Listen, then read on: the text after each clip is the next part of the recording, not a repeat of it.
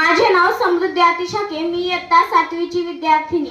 आपणा सर्वांना पंडित जवाहरलाल नेहरू जयंती तसेच बाल दिनाच्या हार्दिक शुभेच्छा। पंडित जवाहरलाल नेहरू यांचा जन्म 14 नोव्हेंबर 1889 रोजी अलाहाबाद येथे झाला।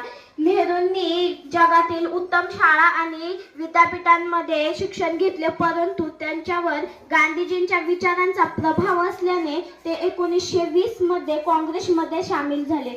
अनेकदा त्यांची रवानगी तुरुंगात झाली, परंतु त्यांचे कार्य सत्य आणि अहिंसेच्या मार्गावर करतच राहिले।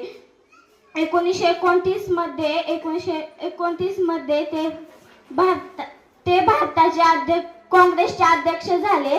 ते स्वतंत्र भारताचे पहिले पंतप्रधान झाल्यानंतर त्यांनी आंतरराष्ट्रीय स्तरावर भारताला आदर, समृद्धी आणि समाधान मिळवून दिले। त्यांचे निधन 27 मे 1964 रोजी झाले। थँक्यू।